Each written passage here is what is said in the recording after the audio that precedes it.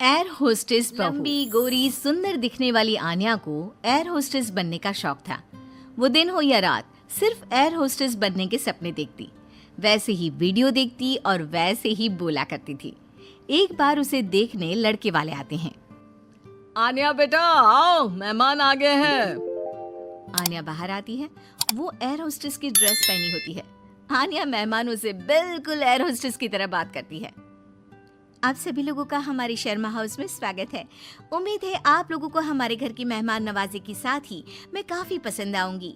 आप लोगों से निवेदन है कि अगले आदेश तक अपनी सीट की बेल्ट बांध ले, हम जल्द ही उड़ने वाले हैं। होने वाली सास बोल पड़ती है। उड़ने वाले हैं? अरे कहाँ उड़ने वाले हैं? ये किसी घर में आए हैं या प्लेन में?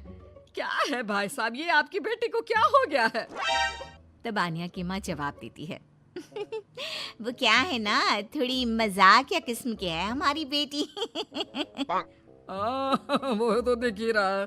वैसे क्या आन्या बेटी, एयर होस्टेस हो क्या आप? हो नहीं, पर हो जाऊंगी। 2 राउंड क्लियर है, बस अब तीसरे राउंड के बाद ज्वाइनिंग, फिर मैं बन जाऊंगी एयर होस्टेस। वाह वाह, सुना है एयर होस्टेस खूब कमाती है। और नहीं तो क्या, हर ट्रिप के पैसे, ऊपर से विदेश घूमो। मैं तो जल्द ही उड़ जाऊंगी। आन्या की बात सुनकर सास को लालच आ जाता है। वो मन ही मन सोचती है, मजा आ जाएगा, मैं भी बहू के साथ कभी अमेरिका तो कभी कनाडा। उधर आन्या मन में सोच रही होती है, ये रिश्ता मेरे लिए ठीक रहेगा। चुस्त लग रही है बुढ़िया, अपना घर संभालेगी, मैं प्लेन में, ये घर में। और फिर हंसते हंसते ही आन्या के मुंह से निकल जाता है, वो क्या है ना, मुझे तो रिश्ता मंजूर है जी। अरे बेटा, तूने तो मेरे मुंह की बात छीन ली। मुझे भी तो बहू के रूप में बहुत मंजूर है। तो बताइए कब की टिकट कटनी है मेरी? अरे कोई मुझसे भी तो पूछ ले कि मुझे शादी करनी है कि नहीं। ओह माय गॉड, एक एयर होस्टेस ने शादी के लिए हाँ कर दी है, तो तुमसे क्या पूछना। खैर अब मैं चलती हूँ, नमस्कार। आन्या का एयर होस्टेस बनने वाला भूत चढ़ता ही चला जाता है। खैर विवेक की शादी आन्या से हो जाती है। शादी के बाद बहू क्या बात है, लाल सी ड्रेस में बिल्कुल परी लग रही हो। बुढ़िया तू क्या सोच रही है मैं सब जानती हूँ। ये मेरे साथ लटकना चाहती है, गंवार कहीं की। अरे क्या सोच रही है बिटिया, मुझे घूर घूर कर देख रही है। अच्छा मैं ये कह रही थी कि मैंने सुना है वैष्णो देवी जाने के लिए प्लेन से जाओ तो 2 घंटे में दर्शन हो जाते हैं। वो क्या है ना, माता के दरबार में मत्था टेकने का मन था। हाँ हाँ क्यों नहीं, मैं टिकट करती हूँ ना आपकी। बहू वहाँ से चली जाती है। रात को खाने के टेबल पर सभी से निवेदन है कि खाने का सामान परोस दिया गया है, जल्दी जलपान कर ले, सहयोग के लिए शुक्रिया।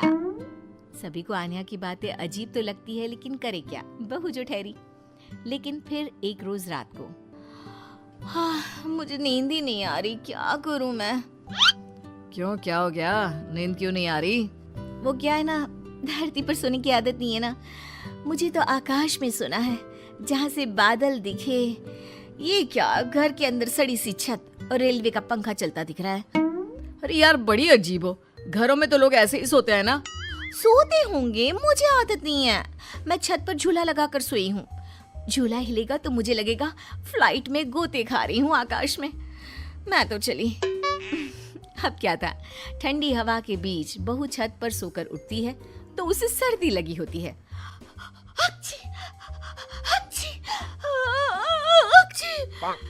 अरे क्या हो गया बहू, तू तो बोल रही थी मुझे जम्मू लेकर जाएगी, तू तो पहले से ही बीमार होकर बैठ गई। मैंने तो पैकिंग भी कर ली है, अब उड़ा कर ले चल। यहाँ नाक की दही बनी हुई है और इन्हें जम्मू घूमना है। हाय रे, लगता नहीं कि ये एयर होस्टेस बहू कभी मुझे प्लेन की सैर भी कराएगी। अरे क्या हो गया माँ, काहे रोई जा रही हो? बेटा मैंने सोचा था कि बहू उड़न खटोले में लेकर मुझे घूमेगी, लेकिन इसके नखरे झेलते झेलते मैं तो थक गई हूँ। तभी बहू आ जाती है। आप लोग खड़े क्यों हो? मुझे खड़े हुए लोग देखने की आदत नहीं है। कृपया अपनी अपनी सीट पर बैठ जाए और खिड़की से बाहर देखे, साथ ही सीट बेल्ट बांध ले।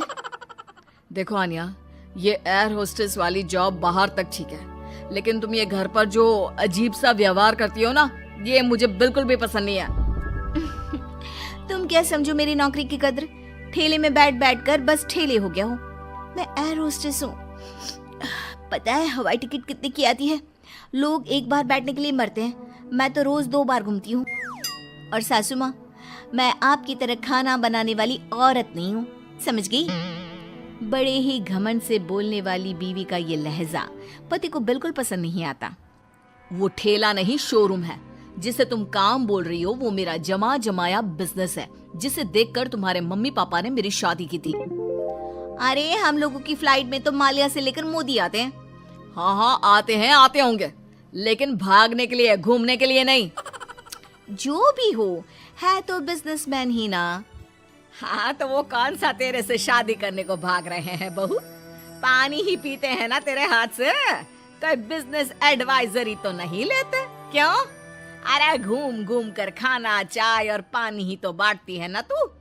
जैसे जमीन पर वेटर होते हैं, तू बस इंग्लिश में गिटपिट करती है और तू हवा की वेटर है।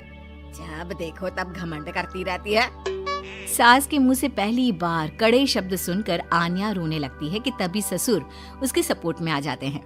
देख भाग्यवान, एयर होस्टेस की जॉब भले ही खाना या पानी देने की हो, लेकिन आपदा के वक्त इन लोगों की बड़ी जिम्मेदारी होती है एक एक पैसेंजर का ख्याल रखना।